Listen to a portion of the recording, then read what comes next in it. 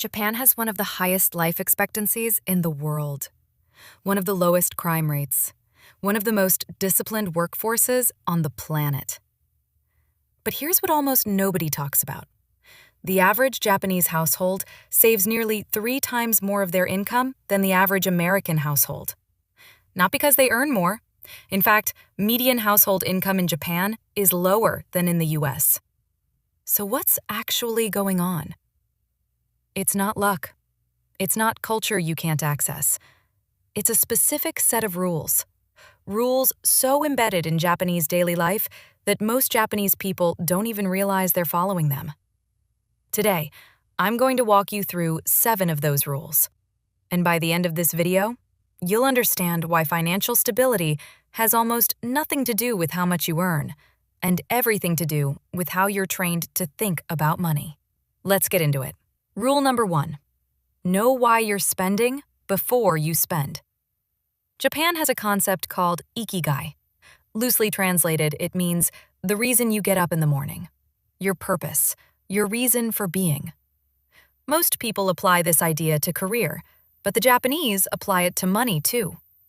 Here's what that looks like in practice. Before a purchase, the question isn't, can I afford this? The question is, does it serve my life's direction?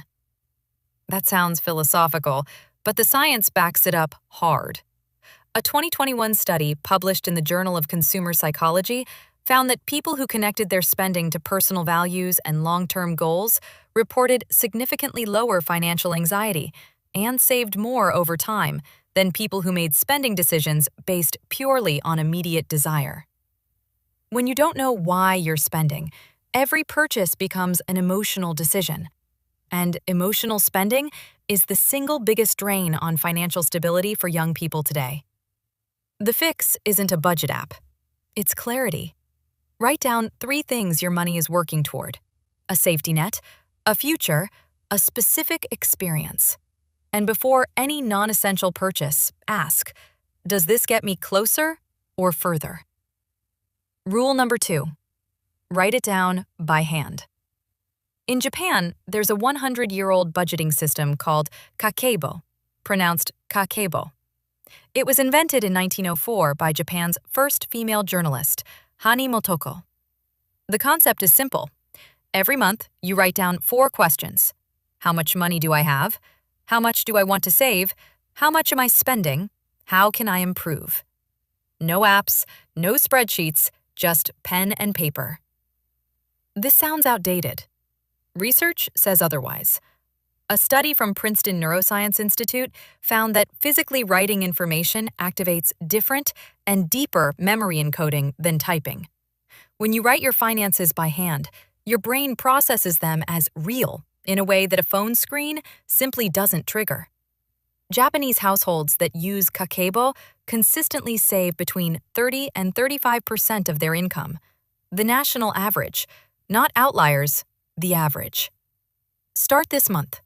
1 notebook, 4 questions. Nothing fancy. Rule number 3. Feel the weight of waste. In Japanese, there's a word with no direct English translation, mottainai. It expresses deep regret over waste. Not guilt, regret. The feeling that something valuable was not honored. This word shapes how Japanese people relate to objects, food, money, and time. The average American throws away approximately $1,500 worth of food per year. Japan's food waste per person is roughly 1/3 of that, despite Japan having a much higher cost of living. But mottainai goes beyond food.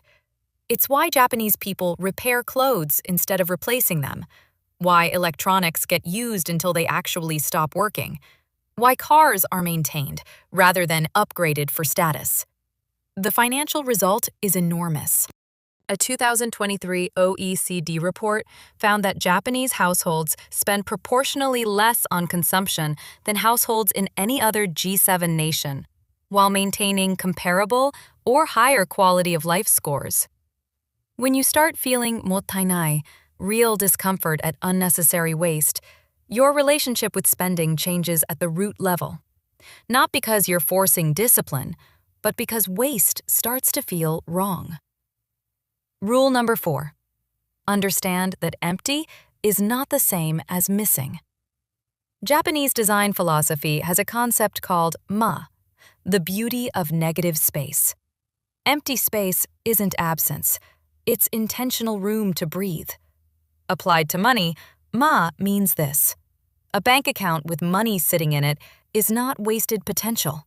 Western consumer culture treats an unspent paycheck as an opportunity. Japanese financial culture treats it as a resource, one that compounds in value the longer it remains untouched. Here's the data. The Bank of Japan reports that Japanese households hold approximately 54% of their financial assets in cash and deposits, more than double the US rate. Critics call this conservative. But those same households absorb economic shocks, job disruptions, and emergencies without spiraling into debt. Ma in your finances means building a gap between what you earn and what you spend, and treating that gap not as money waiting to be used, but as power waiting to be deployed when it matters. Rule number 5. Improve by 1%, forever. Kaizen means continuous improvement. It's the philosophy behind Japan's post-war economic miracle, the idea that small, consistent gains compound into massive results. Toyota applied Kaizen to manufacturing. The Japanese government applied it to infrastructure. And ordinary Japanese people apply it to personal finance. What does Kaizen look like in a bank account? It means saving 1% more this month than last month. It means cutting one unnecessary subscription. It means automating one more transfer to savings. Never dramatic, always consistent.